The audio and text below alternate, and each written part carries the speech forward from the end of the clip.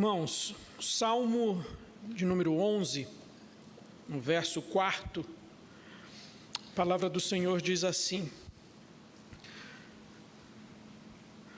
O Senhor está no seu santo templo, nos céus o Senhor tem o seu trono, os seus olhos estão atentos, as suas pálpebras sondam os filhos dos homens.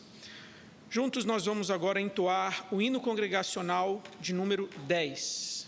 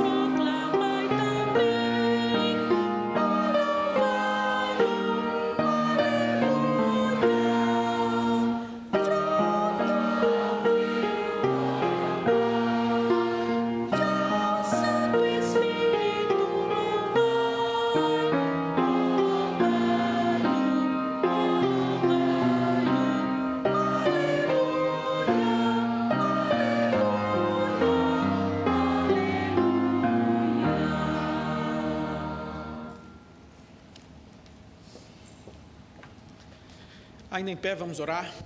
Deus Santo, Pai bendito, nós te agradecemos por esta oportunidade, por este privilégio que temos de, como Igreja do Senhor, comparecermos para a adoração, para celebrarmos tão grande salvação, Tua graça e misericórdia continuamente renovadas sobre as nossas vidas. Mas nós precisamos que o Teu Santo Espírito, ó Pai, venha nos dirigir, nos conduzir nesses momentos de adoração, de forma que o nosso culto seja agradável ao Senhor, de modo que tudo quanto aqui realizarmos seja tão somente para a glória e exaltação do Teu nome. Abençoa o Teu povo aqui reunido com a Tua santa e bendita palavra, e que estejamos aqui como adoradores que Te adoram em espírito e em verdade. Abençoe assim a Tua igreja, é o que pedimos agradecidos em Cristo Jesus. Amém. Os irmãos podem se assentar. Vamos abrir a nossa Bíblia no Salmo de número 9.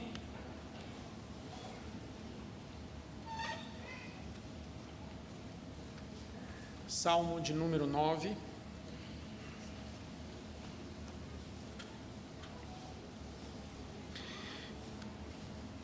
Eu vou realizar essa leitura utilizando a Bíblia comemorativa dos 60 anos da nossa igreja, versão Nova Almeida atualizada. Salmo de número 9. A palavra do Senhor diz assim: Eu te louvarei, Senhor, de todo o meu coração. Contarei todas as tuas maravilhas. Em ti me alegrarei e exultarei. Ao teu nome, ó Altíssimo, eu cantarei louvores. Pois ao retrocederem os meus inimigos, tropeçam e somem da tua presença. Porque defendes o meu direito e a minha causa. No trono te assentas e julgas retamente. Tu repreendes as nações, destróis o ímpio, e para todo sempre lhes apagas o nome. Quanto aos inimigos, estão consumidos, suas ruínas são perpétuas. Arrasaste as suas cidades, até a memória deles pereceu. Mas o Senhor permanece no seu trono eternamente, trono que erigiu para julgar. Ele mesmo julga o mundo com justiça e julgará os povos com retidão. O Senhor é também alto refúgio para o oprimido, refúgio nas horas de angústia. Em ti, pois, confiam os que conhecem o teu nome, porque tu, Senhor, não desamparas os que te buscam. Cantem louvores ao Senhor, que habita em Sião. Proclamem entre os povos o que ele tem feito. Pois aquele que requer o sangue, lembra-se deles, e não se esquece do clamor dos aflitos. Compadece-te de mim, Senhor. Vê a que sofrimentos me reduziram os que me odeiam. Tu que me levantas das portas da morte, para que as portas da filha de Sião eu proclame todos os teus louvores e me alegre na tua salvação. As nações se afundaram na cova que fizeram, no laço que esconderam ficou preso o seu pé. O Senhor se dá a conhecer pelo juízo que executa. Os ímpios ficam enredados nas obras de suas próprias mãos. No inferno serão lançados os perversos, todas as nações que se esquecem de Deus. Pois o necessitado não será esquecido para sempre, e a esperança dos aflitos não será frustrada perpetuamente. Levanta-te, Senhor. Não deixes que os mortais prevaleçam, sejam as nações julgadas na tua presença. Infunde-lhes o medo, Senhor. Saibam as nações que não passam de simples mortais. Nós vamos continuar louvando ao Senhor, e agora através do coral Cantares.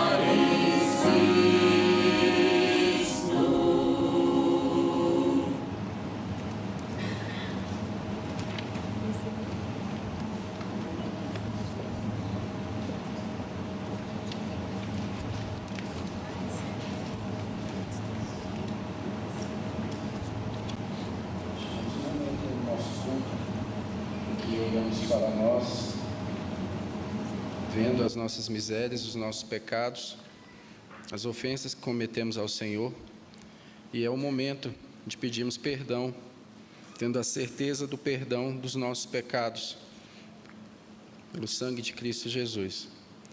Passamos aos momentos de contrição, teremos uma leitura bíblica, está lá em Salmo 19, peço irmãos que abram em Salmo 19, faremos a leitura em conjunto, dos versos de 12 a 14. Após um momento de oração silenciosa, de confissão de pecados, eu farei uma oração audível. Leamos juntos Salmo 19, versos 12 a 14. Quem há que possa discernir as próprias faltas? Absolve-me das que me são ocultas. Também da soberba, guarda o teu servo, que ela não me domine. E então serei irrepreensível e ficarei livre de grande transgressão. As palavras dos meus lábios e o meditar do meu coração sejam agradáveis na tua presença, Senhor, rocha minha e redentor meu. Oremos ao Senhor, confessando os nossos pecados.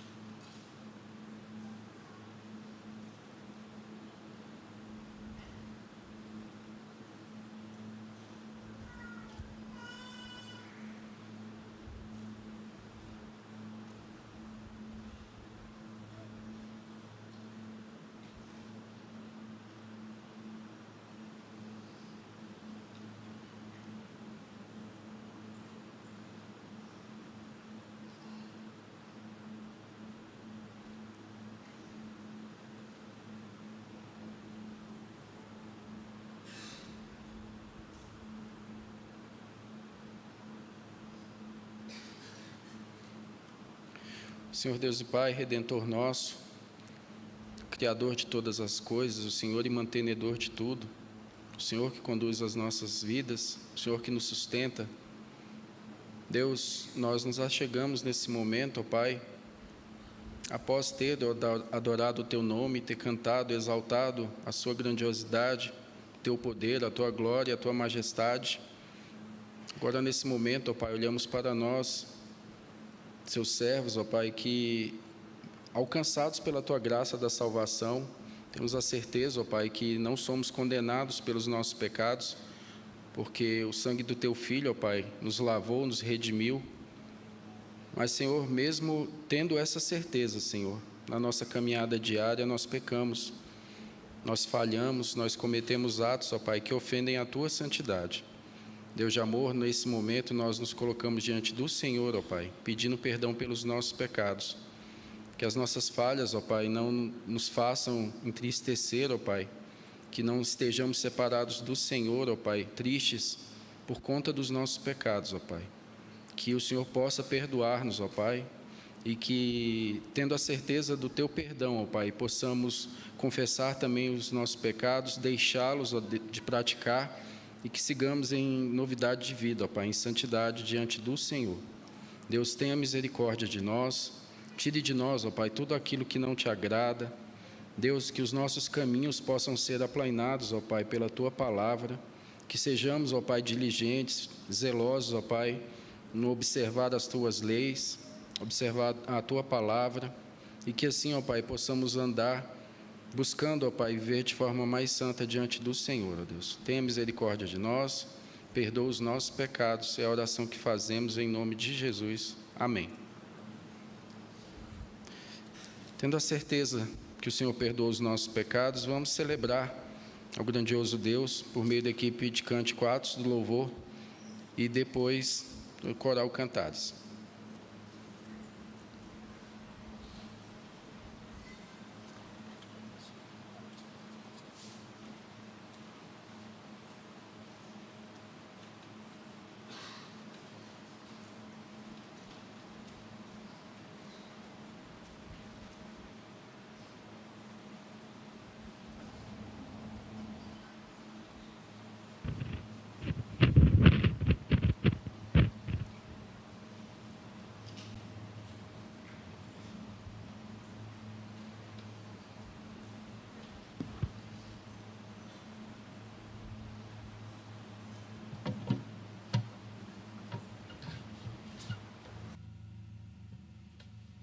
Boa noite, irmãos.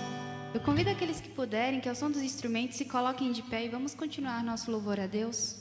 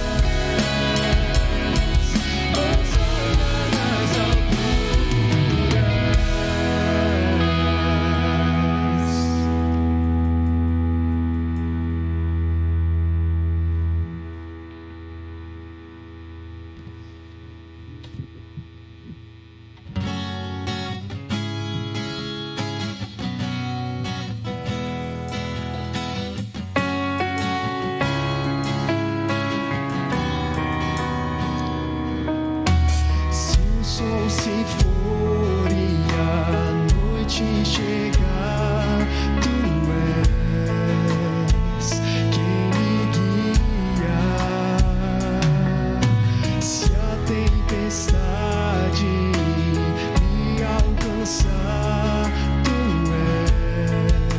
és meu abrigo. Se o mar me submergir, a tua mão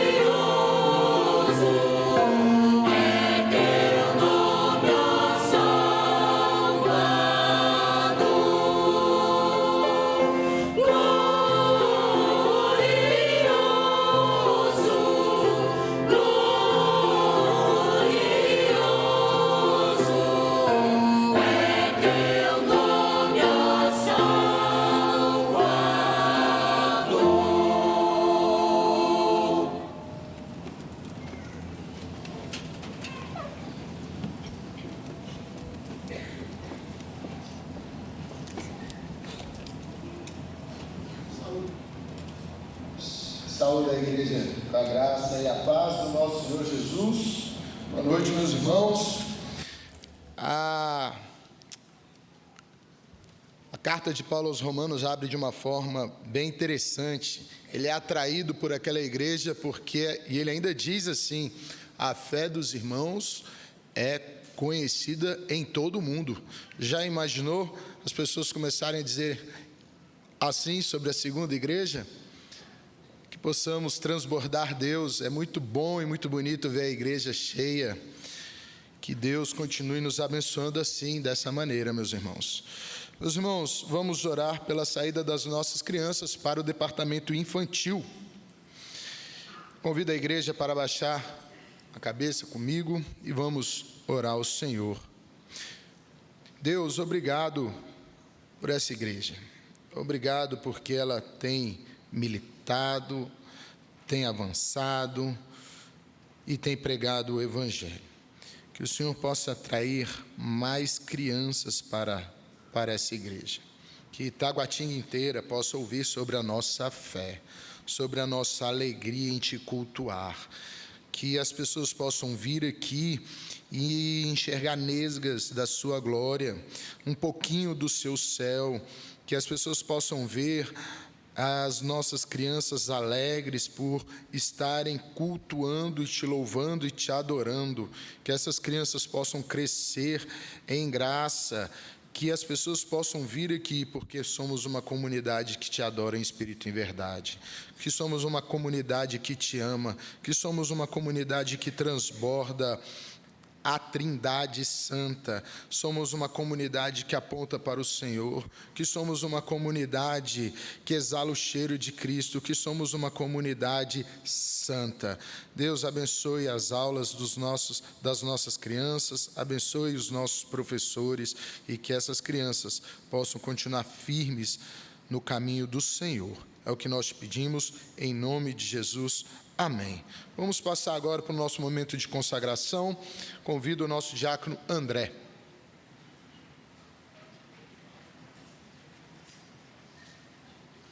As crianças de até 9 anos podem seguir para o departamento infantil, que fica aqui atrás. Qualquer coisa, os diáconos poderão orientá-las.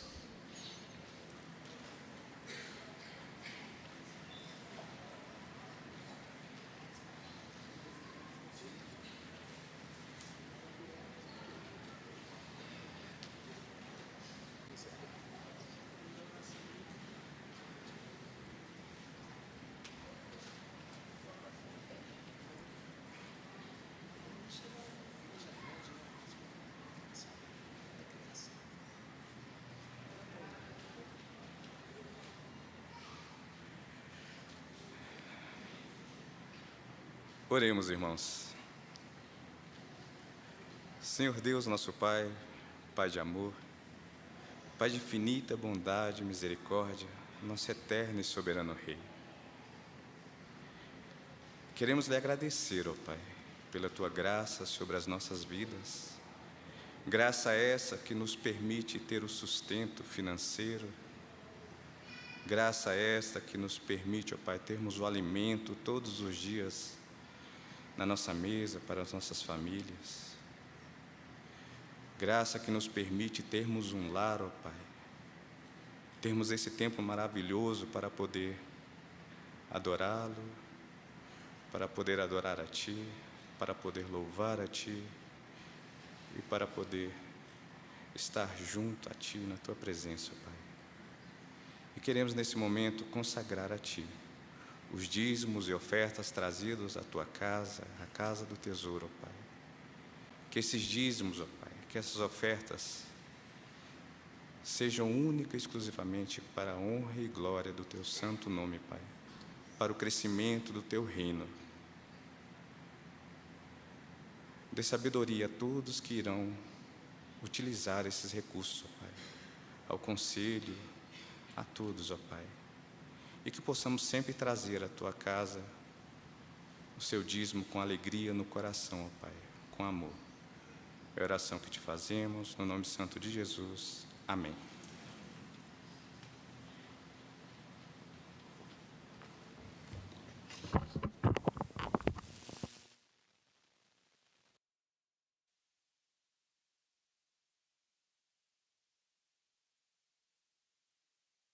Meus irmãos, nós queremos saudar com boas-vindas todos aqueles que nos visitam essa noite. Temos diversos visitantes.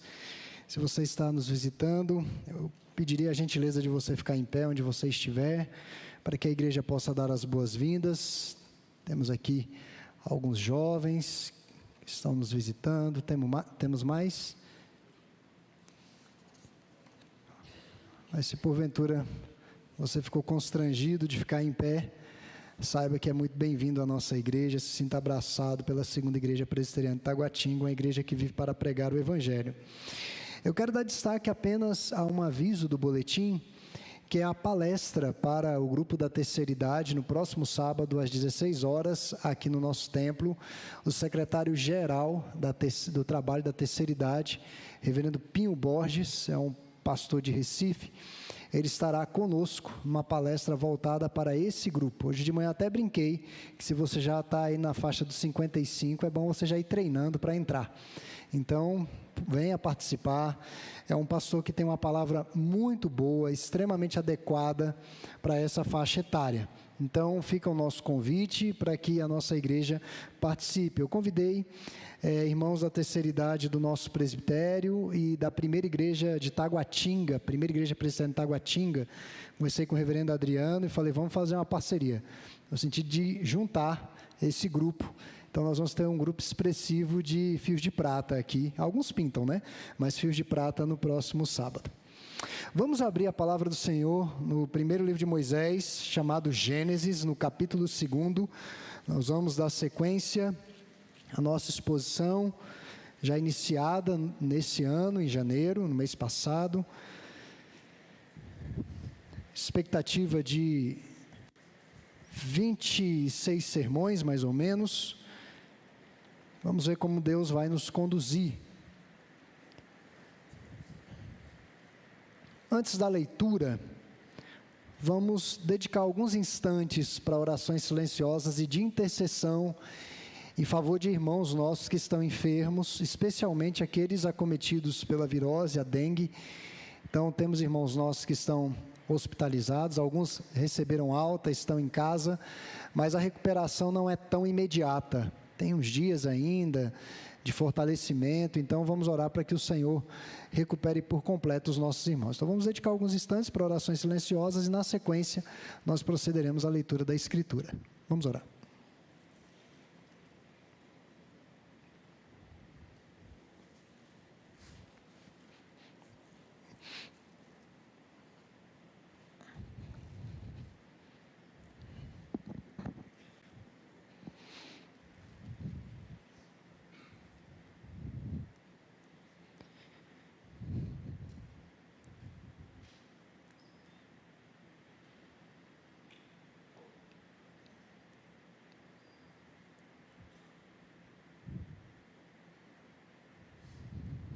Eterno Pai, como te somos gratos pelo privilégio que Tu nos concedes de virmos a este templo, a este santuário essa noite, para junto com a Tua igreja, o Teu povo, adorarmos e bendizermos o Teu nome.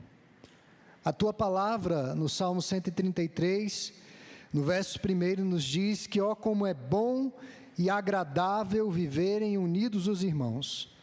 No fechamento daquele salmo, no verso 3, ele diz que ali, exatamente ali, na união, na comunhão dos crentes, o Senhor ordena a sua bênção e a vida para sempre. Ó Deus, somos de fato abençoados e privilegiados de podermos com liberdade proclamarmos o nome do Senhor. E queremos, ó Deus, neste momento de intercessão, lembrarmos-nos nossos irmãos que estão numa situação de enfermidade, acamados, em casa ou no hospital, impossibilitados de partilharem conosco desses momentos. Pedimos a Deus que o Teu Santo Espírito visite as vidas desses nossos irmãos. Que o Senhor mesmo, ó Pai, seja favorável a eles e que haja de fato restabelecimento, saúde desses irmãos. em especial aqueles acometidos dessa virose, da dengue, alguns agravados. Nós temos crianças, adolescentes, jovens, adultos, idosos, que de certa forma estão atingidos por essa virose e suas complicações. Pedimos que o Senhor realmente levante esses irmãos do leito e restabeleça-lhes, ó Deus, as forças. E agora, ó Pai, que nós iremos olhar para a Tua Palavra, que o Teu Santo Espírito envolva as nossas mentes, os nossos corações, e que de alguma maneira nós sejamos impactados por palavras de vida, e que essas palavras possam reorientar a nossa visão de mundo, que essas palavras possam nos tirar de uma condição de pecado, que essas palavras possam proporcionar conforto, consolo, encorajamento àqueles que estão desanimados, que de fato seja a voz do Senhor aos nossos corações. É no nome de Jesus que nós oramos. Amém. Meus irmãos, nós vamos finalizar a exposição do capítulo 2, então eu peço que você acompanhe com bastante expectativa, esperança e fé a leitura da palavra do Senhor, do verso 18 até o verso 25, que nos diz assim: Disse mais o Senhor Deus: Não é bom que o homem esteja só. Far-lhe-ei uma auxiliadora que lhe seja idônea, correspondente. Havendo, pois, o Senhor Deus formado da terra todos os animais do campo e todas as aves dos céus, trouxe-os ao homem para ver como este lhe chamaria. E o nome que o homem desse a todos os seres viventes, esse seria o nome deles. Deu nome o homem a todos os animais domésticos, às aves dos céus e a todos os animais selváticos. Para o homem, todavia, não se achava uma auxiliadora que lhe fosse idônea. Então, o Senhor Deus fez cair pesado sono sobre o homem, e este adormeceu. Tomou uma de suas costelas e fechou o lugar com carne. E a costela que o Senhor Deus tomara ao homem, transformou-a numa mulher e lhe trouxe. E disse o homem: Esta é afinal osso dos meus ossos e carne da minha carne, chamar-se-á varoa, porquanto do varão fora tomada. Vamos ler juntos os dois últimos versos? Por isso, deixa o homem pai e mãe, e se une à sua mulher, tornando-se os dois uma só carne. Ora, um e outro, o homem e sua mulher, estavam nus e não se envergonhavam. Meus irmãos, eu nasci no ano que aconteceu muitas coisas, claro, mas um dos grandes acontecimentos de 81 do século passado foi o casamento do chamado príncipe Carlos de Gales, o príncipe de Gales, e Diana Spencer, que ocorreu exatamente numa quarta-feira, dia 29 de julho de 1981, na Catedral de São Paulo, em Londres, no Reino Unido. O noivo, nós conhecemos bem, ainda vive, finalmente chegou ao trono, a mãe estava ali, ficou bastante tempo. Então, o trono estava prometido a ele. A noiva era simplesmente membro da família Spencer, nada além disso. Entre os convidados estavam membros de outras famílias reais, chefes de estados e membros das famílias dos noivos. O Reino Unido, naquela ocasião, teve um feriado nacional para marcar aquele casamento. O casamento foi amplamente anunciado como o casamento de conto de fadas ou casamento do século. E para muitos foi mesmo, com muita pompa, muita riqueza, muita ostentação do Reino Unido. Foi assistido por uma audiência global de 750 milhões de pessoas espalhadas pelo mundo, acompanhando aquele casamento nas suas televisões já coloridas. Mas, lamentavelmente, já no início da década de 90, em 1992, mais precisamente, esse casal se separou e a consumação do divórcio se deu em 1996, após 15 anos de casamento. Meus irmãos, o casamento é uma situação que nos causa alegria. Eu diria que na jornada pastoral, e é uma grande jornada, as procuras que as pessoas fazem aos pastores, geralmente elas não levam boas notícias. Quando a pessoa vai a um gabinete pastoral, é para trazer uma notícia difícil, um sofrimento, uma tribulação. Mas eu diria que são duas ocasiões que alegram muito um pastor.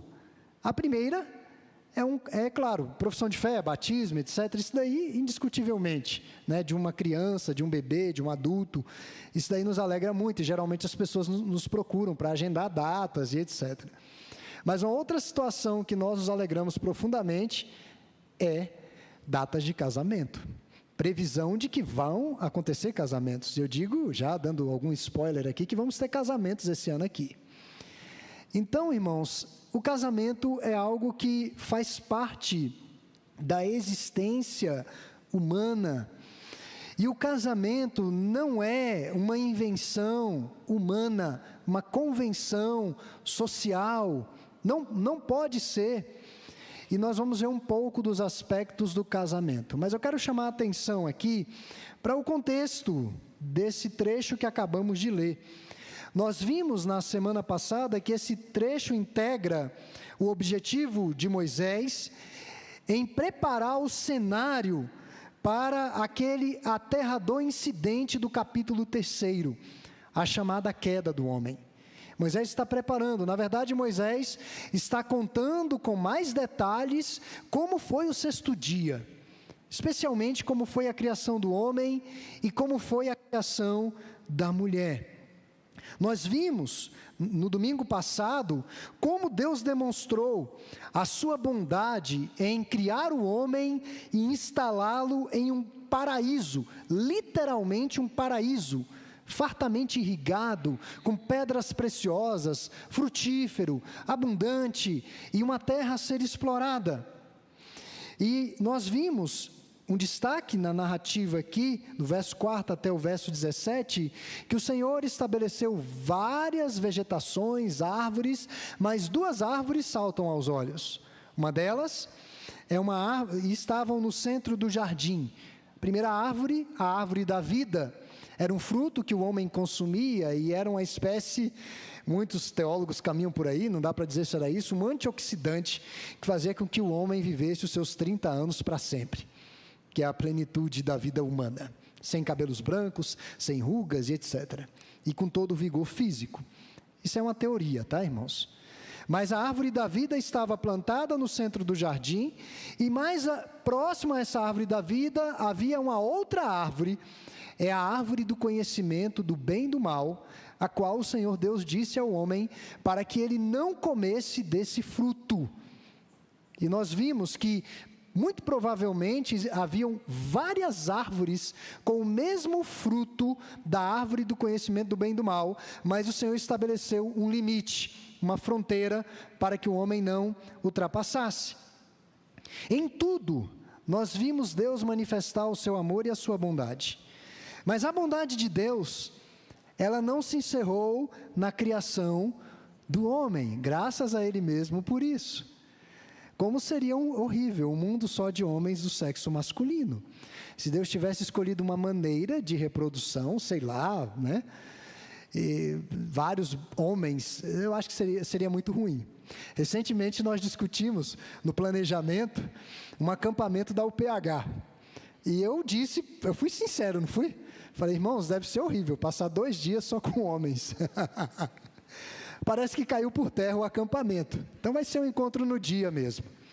Mas veja que a bondade de Deus não acaba apenas com a criação do homem. E nós acabamos de ler sobre o relato da criação da mulher, a auxiliadora idônea desse homem. Então nós vamos ver a preciosidade, a relevância e a exuberância desse relato. Primeiro, a decisão, a deliberação divina em criar uma auxiliadora. Está do verso 18 até o verso 20. Há uma declaração da parte do Senhor, que não era bom que o homem estivesse só. Eu não sei se os irmãos observaram um detalhe, até o verso 16, tudo era bom, não havia nenhuma ressalva. A partir do verso 17, as coisas começam a ter algumas ressalvas, porque no verso 17, nos é falado que se o homem consumisse do fruto da árvore, do conhecimento do bem e do mal, o que iria acontecer com ele? Ele iria morrer. Tem gente que nem gosta dessa palavra, tem gente que não quer ouvir essa palavra, quer manter uma distância segura dessa palavra, a morte.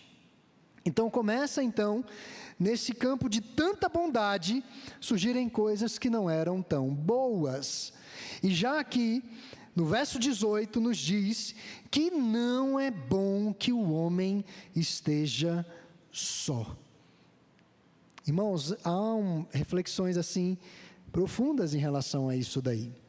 O rei Davi, quando estava de folga no palácio, e olha que era um homem de Deus, compôs tantos salmos de adoração, tangia sua harpa, mas no momento de solidão, digamos que sem o senso da presença de Deus, Davi sucumbe. Ele sucumbe. Então não é bom que o homem esteja só. Mesmo que houvesse milícias celestiais, e a terra altamente povoada por uma diversidade e uma variedade de seres, não havia alguém que fosse correspondente ao homem. E isso não era bom. Solitariamente, isso é óbvio, por mais que tentem dizer que não, mas solitariamente o homem não daria continuidade à sua espécie. Ele não iria se multiplicar e encher a terra, mandato estabelecido pelo Senhor. Ele não ia fazer isso sozinho. Então, por mais que digam que isso seja possível, sozinho, você ter seu filho, mas sozinho não. Ele precisava de alguém que lhe fosse correspondente. Deus criou os anjos já na quantidade que existe hoje. Desde que mundo é mundo, os anjos já estão na sua quantidade. Mas Deus criou só um homem. E a população do mundo vem crescendo. É o cumprimento do mandato de multiplicar-se. Os anjos não se multiplicam, e Jesus já disse sobre isso. Que eles não se dão a casamento, que eles não se multiplicam. O homem sim. Deus resolve criar uma ajudadora que lhe fosse adequada. Deus criou alguém que ajudasse o homem a obedecê-lo e a servi-lo na vice-gerência. Irmãos, essa é uma verdade retumbante até hoje. Olhe para as igrejas. Olhe para o tom congregacional de muitas igrejas. É soprano e contralto. São mulheres. Mulheres que estão orando, buscando a espiritualidade para suas famílias. Então Deus coloca a mulher numa função, não apenas de uma ajuda seca, sem definição, esvaziada, mas no sentido de que ela iria impulsionar esse homem a cumprir plenamente a sua missão, a obedecer a Deus e a servi-lo. E eu digo para você, como pastor ordenado há 19 anos, como alguém que está na liderança da igreja há quase 23 anos, a maioria das famílias, pela omissão dos homens, as mulheres acabam assumindo. Conheci muitas famílias assim. Homens, crentes, relaxados. E a voz da consciência da casa, a mulher. Não fale desse jeito, não ande desse jeito. Tema ao Senhor, vamos à igreja. E a mulher meio que empurrando o homem para ele sair da sua zona de conforto. Nós temos exceções, aqui na igreja temos exceções. Temos homens que cuidam das suas casas, das suas famílias e exercem realmente o sacerdócio do lar, o cuidado das suas famílias. Mas a mulher é criada como uma ajudadora, que vai impulsionar esse homem. Deus criou alguém que estivesse à altura do homem, como que olhando no espelho. O homem nomeou e classificou os animais que se apresentaram diante dele. Aqui várias discussões, se foi individualmente, se foi uma classificação, aves, seres aquáticos, isso aí não importa muito para a gente. Mas o nomear dá a ideia de domínio. Dar nome era a ideia de domínio, de autoridade. Quando seus pais deram nome a você, é a ideia de autoridade, de domínio sobre a sua vida. Você não escolheu o seu nome, foram seus pais. E tem alguns que me disseram que sofreram livramentos na escolha do nome. Seria um Anastácio, um Atanásio, alguma coisa assim, um Herculano. E disseram que Deus foi bondoso, tiveram algum livramento ali no momento da seleção.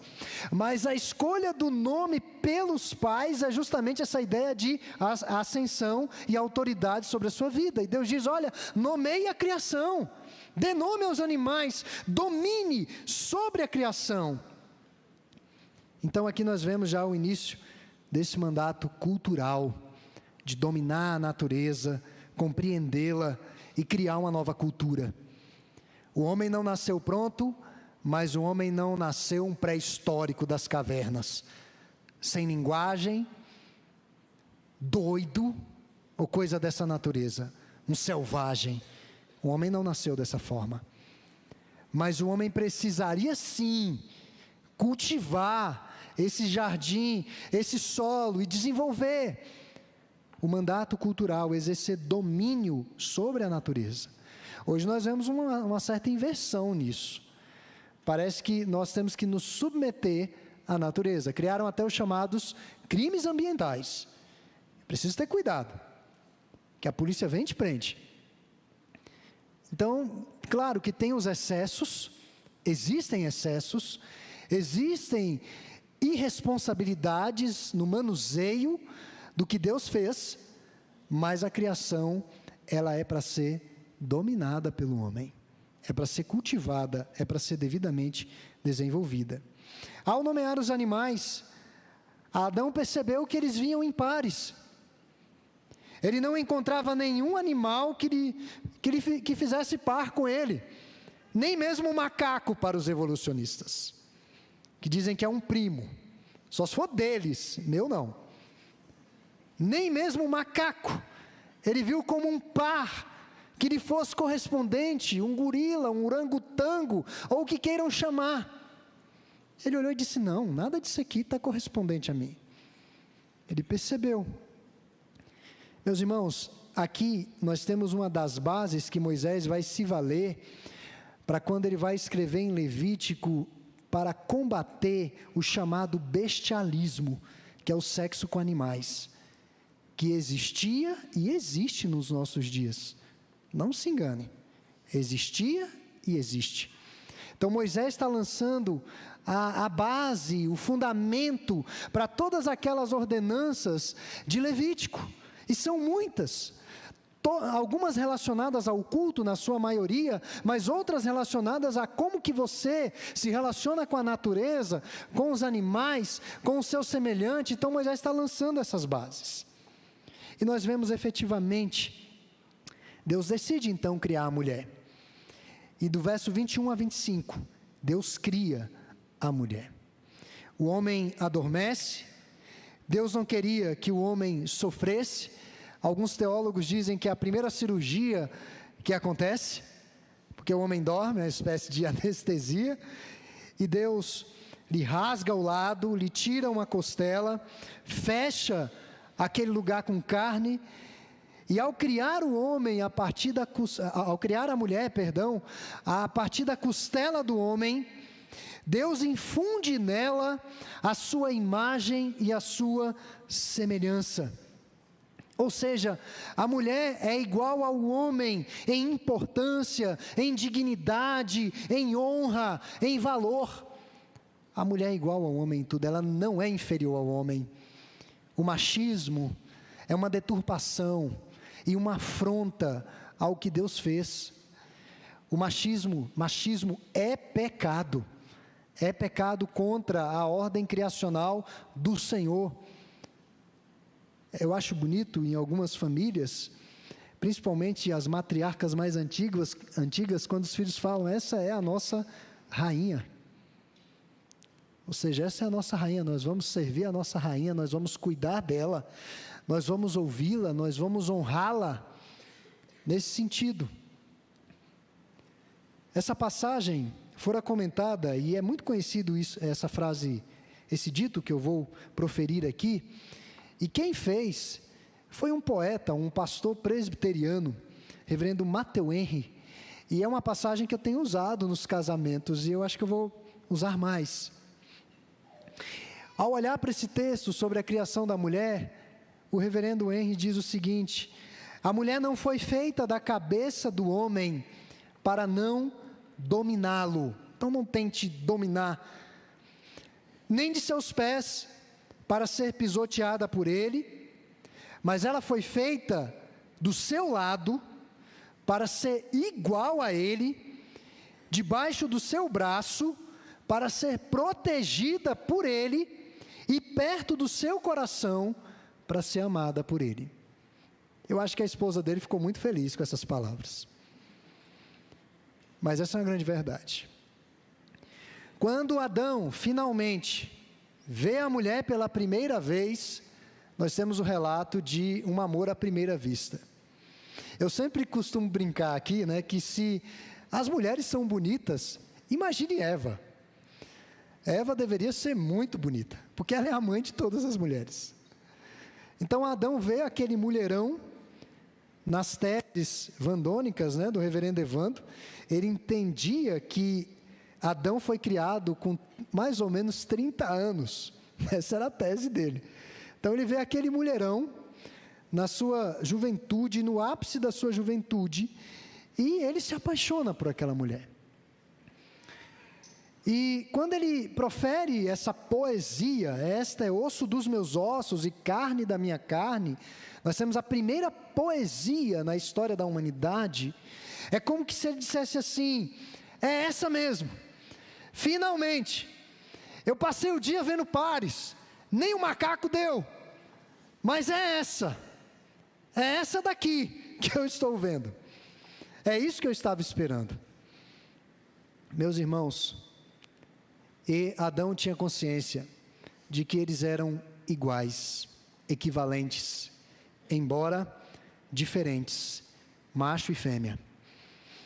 Ele cria a poesia fluindo de um coração grato a Deus e impressionado com a sua criação. Até hoje os homens ficam impressionados. A mulher não fora criada diretamente do pó, mas de um material um pouco mais nobre, a costela. Então, quando você olhar para uma mulher, saiba que a matéria-prima foi melhor que a sua, você que é homem. Um pouquinho melhor que a sua. Não é à toa que Paulo diz que a mulher é a glória do homem. E chama a atenção que Moisés vem relatando toda a criação do capítulo 1, e aqui no capítulo 2 é como que se Moisés desse uma pausa e fizesse um comentário. Você pode observar. Ele vai assumindo essa narrativa como quem está vendo algo acontecendo. E aí quando encerra-se essa poesia de Adão, ele faz um comentário. Por isso, deixa o homem pai e mãe e se une à sua mulher, tornando-se os dois uma só carne. Deixará aqui fundamenta o casamento a partir da criação da mulher.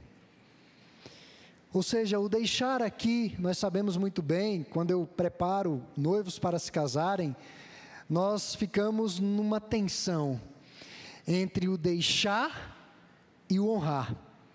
São dois mandamentos. Deixa o homem pai e mãe, honrai pai e mãe, que é o primeiro mandamento com o quê? Promessa. Como que a gente vai conciliar isso? Dois mandamentos aparentemente contraditórios. Mas o deixar aqui tem um significado que não é abandonar pai e mãe. Não é isso. É no sentido de prioridade. Está nascendo uma nova família, com a sua rotina, com a sua identidade, com as suas marcas e as suas prioridades. Então não convém a quem se casou passar o dia na casa da mãe e do pai. Se você vai passar férias com seus pais, ok, mas combine com seu cônjuge. Há situações embaraçosas que às vezes a pessoa é tão ligada à mãe, ao pai, que inclui a mãe e o pai em tudo da família, da sua família.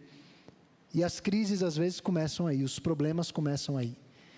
O deixar é no sentido de que o outro é prioridade.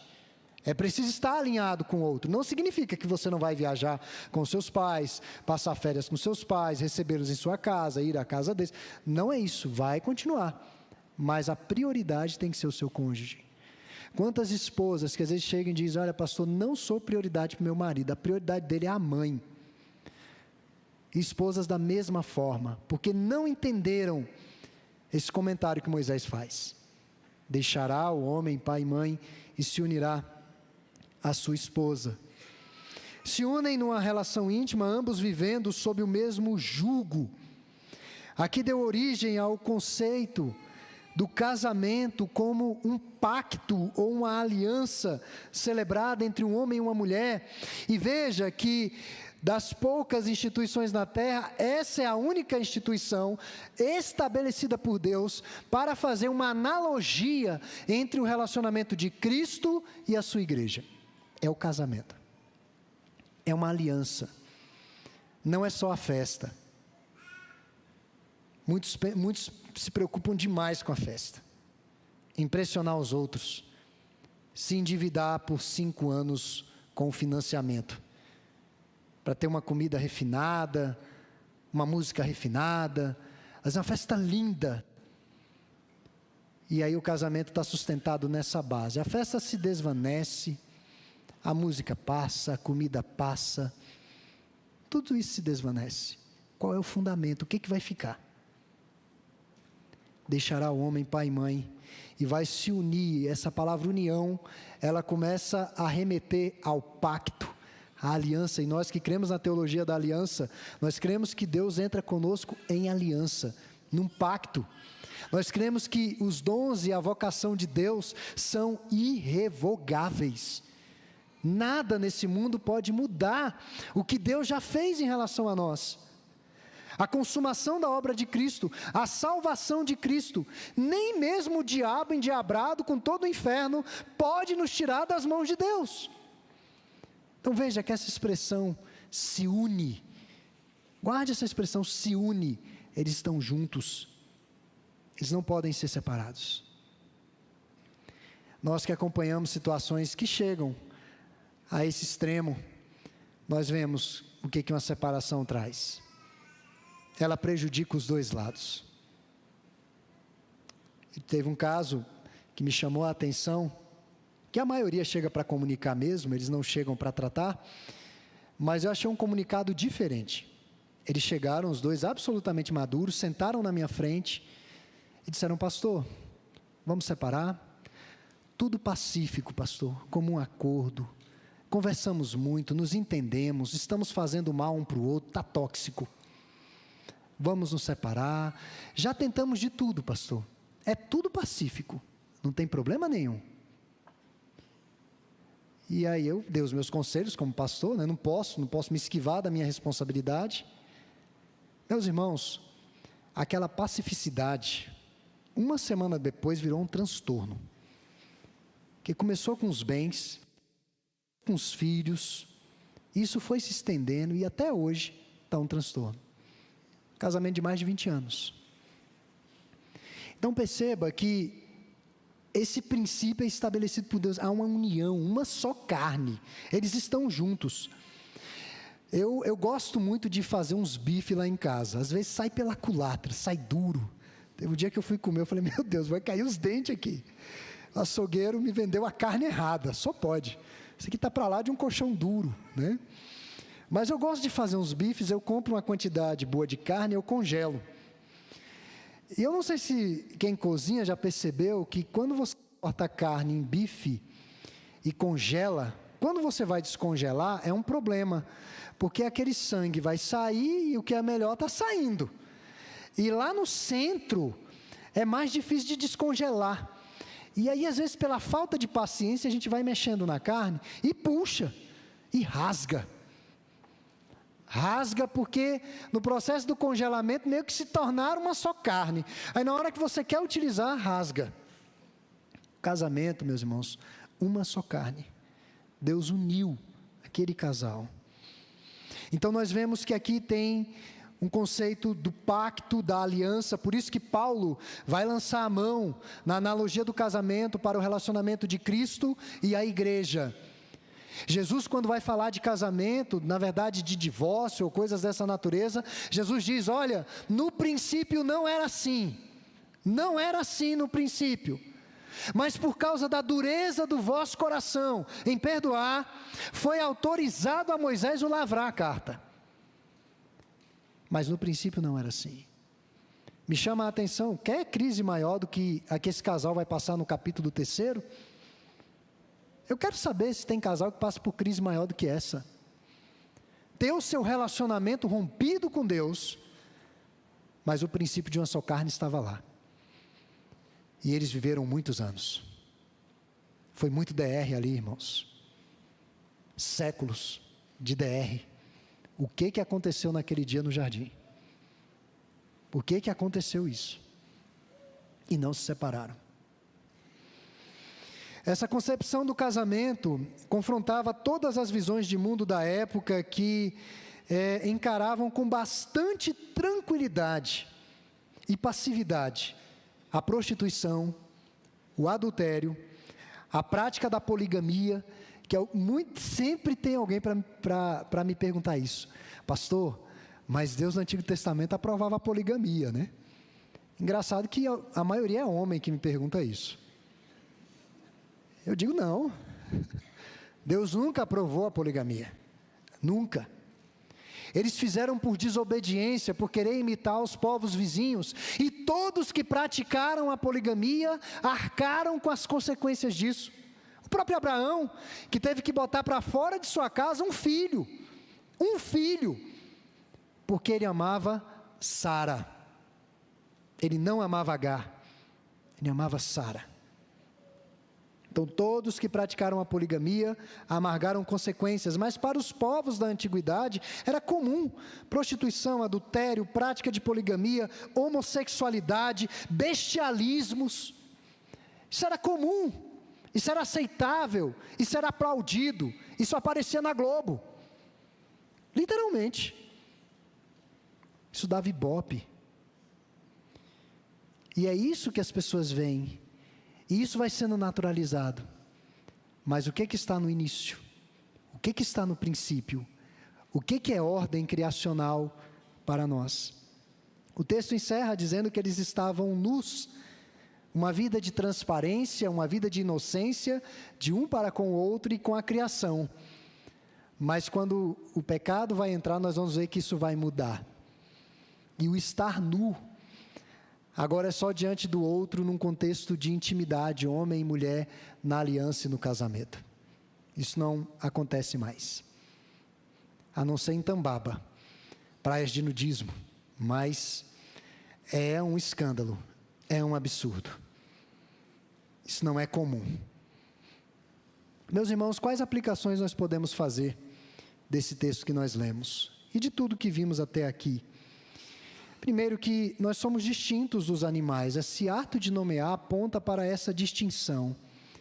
Embora nós compartilhemos do mesmo modo biológico de existência, comer, beber, dormir, nós somos diferentes deles.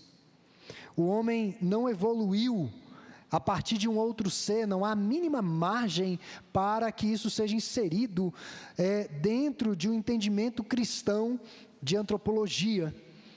Ele já foi criado com a capacidade de pensar, de analisar, de fazer escolhas, de adorar e até mesmo fazer poesia. Ele já foi criado assim. Mas é óbvio que ele deveria desenvolver o que Deus havia colocado diante dele. Uma outra lição é que o casamento é criação de Deus, definitivamente.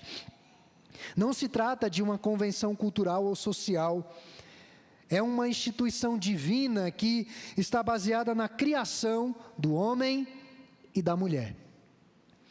Existiu antes mesmo da religião. Quando Deus cria o casamento, não havia o religare. Não havia necessidade do homem se religar com Deus, porque ele já estava conectado com Deus. E a conexão não era ruim, era muito boa. Então, o casamento existe antes mesmo de religião, de igreja, de qualquer coisa dessa natureza, de qualquer organização social. Havia o casamento. O casamento, à luz das Escrituras, tem caráter monogâmico e heterossexual. É sempre bom dizer isso. Terceiro, clara distinção de papéis do homem e da mulher em casa e na igreja. Ao homem claramente é dada a liderança, e essa liderança se evidencia que ele foi criado primeiro, dado a ele ordens. E na criação da mulher, que a mulher não recebe diretamente essas ordens, mas ela é uma auxiliadora para que o homem cumpra efetivamente a sua missão. E quando eles caem, nós vamos ver nas exposições seguintes, que é cobrado primeiramente do líder, do homem. A mulher cabe ser a ajudadora do homem. Não se trata de uma cultura de costumes antigos, irmãos. Tem nada a ver com isso. Podem nos pechar de fundamentalistas, de radicais ou atrasados, mas o nosso referencial sempre será a Bíblia. Viver fora do manual de instruções traz consequências.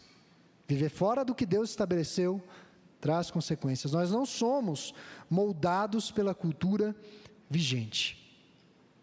E claro, é sempre bom fazer aqui, nessa clara distinção de papéis, essa posição da mulher em ser ajudadora e auxiliadora. O apóstolo Pedro diz que a mulher é a parte mais fraca. E nós sabemos que, eu não vou dizer que isso não é verdade, foi Pedro que escreveu, eu não posso falar isso, mas muitas vezes as mulheres são mais fortes que os homens. Mas quando Pedro diz que a mulher é como que a parte mais frágil, é no sentido de que a mulher precisa ser protegida pelo homem. Eu sei que tem muitas aqui que são solteiras, viúvas, mas quando eu falo essa proteção pelo homem, eu estou falando da igreja, da comunidade. Os homens têm esse papel de proteger. Por isso que para nós é simplesmente um absurdo quando uma mulher sofre abuso, de qualquer natureza. Uma mulher sofre abuso emocional, uma mulher sofre abuso físico, sexual. Isso para nós é um absurdo, porque a mulher foi criada para ser auxiliadora e protegida pelo homem, e não violentada pelo homem. É um absurdo por completo um homem numa discussão com a mulher, quando eu falo discussão, debate, ir para a violência. Isso é covardia. E geralmente esses covardes que batem em mulher, eles não têm coragem de enfrentar um homem de verdade. Não tem. São covardes. Então, se você não consegue vencer um debate com a mulher, cala a boca. Vá pelo argumento. E a nossa missão como igreja é proteger as mulheres e conferir a elas a dignidade que o Criador deu a cada uma delas. Meus irmãos, por fim, uma última lição que eu quero destacar. Temos muitos jovens, adolescentes, alguns que estão na faixa dos 9, 10, 11 anos, que é uma fase complicada. A identidade de gênero é definida biologicamente. Biologicamente. Não é de forma subjetiva, conforme preconiza a identidade de gênero, ou a chamada ideologia de gênero. Deus criou homem e mulher iguais, porém sexualmente diferentes. E aí aquela filosofia popular: menino é menino e menina é menina. Diferentes. Isso é óbvio, irmãos, mas o óbvio hoje é meio complicado de dizer. Essa diferença está relacionada às funções biológicas. A biologia orientará a sua autoconsciência de sexualidade. Então, adolescentes e jovens, não caiam naquela falácia: prove os dois lados e escolha. Não faça isso. Porque é exatamente isso que a sociedade coloca. Tomei em dúvida. Então prova os dois lados. O que você achar melhor, você fica. Não faça isso. Se Deus te fez menino, você é um menino e vai se tornar um homem. Não existe aquele negócio de mulher presa num corpo de homem, ou vice-versa. Essa expressão é uma rejeição ao Criador e à sua obra, ao que Deus fez. Corpo e alma estão ligados. Nós vimos aqui quando Deus criou. Ele fez o boneco de barro, soprou o fôlego de vida, a mulher também deu vida. Então não venha com essa conversa de que no seu coração tem uma mulher e o seu corpo você está preso, né? Aliás, o seu coração tem uma mulher e você está preso no corpo de homem. Não. Está unido. É interessante esse negócio, que tem pessoas que a gente reconhece pelo andar, né? Você vê de longe, você já é fulano. Você está até no escuro. Porque a alma está muito conectada ao corpo. As expressões, está tudo muito junto. Então não faça essa dissociação. Existe a chamada disforia de gênero. Eu já falei sobre isso aqui, inclusive numa palestra. Isso existe. E é tratável. Perfeitamente tratável. Não se trata de cura gay, tá? Nada disso. Mas é perfeitamente tratável. Porque o homem entrou numa crise com a sua identidade. Mas se Deus te fez com o corpo de um homem ou de uma mulher, é isso que você é mesmo. Ame o corpo que Deus lhe deu e seja aquilo que Deus o fez para ser desde o seu nascimento. Portanto, que Deus nos ajude a considerá-lo como referência em tudo que somos e fazemos, para a glória dele mesmo. Amém. Nós vamos cantar o hino 400, já caminhando para o encerramento do nosso culto.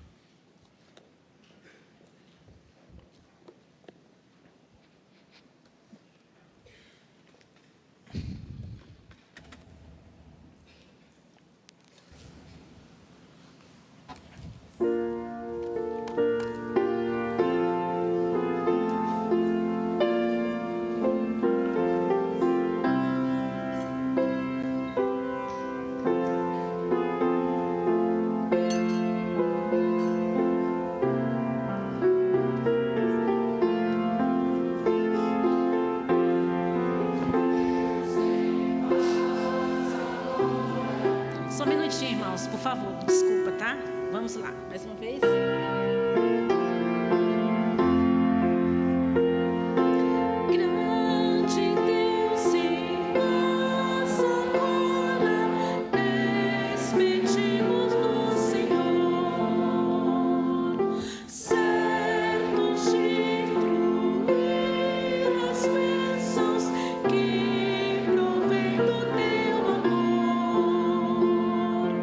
Dá-nos forças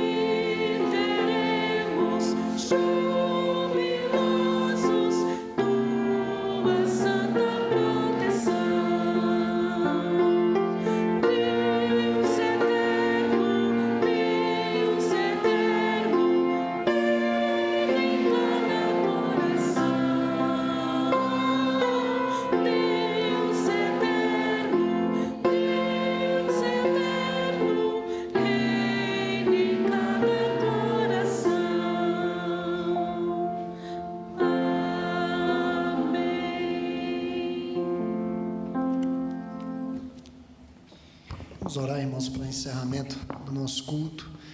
Pai, nós te agradecemos pela tua palavra e suplicamos que o Senhor mesmo a aplique às nossas vidas, que ela produza edificação, orientação e encorajamento para vivermos para a glória do teu nome. Ó Deus, abençoe a nossa igreja, abençoe essa semana que se inicia no dia de hoje, no dia do Senhor, que seja uma semana, ó Deus, sob a tua condução em todas as coisas, que tu nos livres, ó Deus, de todo mal e que possamos ver todas as manhãs as misericórdias do Senhor se renovarem sobre as nossas vidas. É o que nós te pedimos, já agradecidos em Cristo Jesus. Amém. Irmãos amados, que a graça e a paz do nosso Senhor e Salvador Jesus Cristo, o amor de Deus, o nosso Pai, a comunhão e as consolações do Espírito Santo sejam sobre a vida de todos, hoje e eternamente. Amém.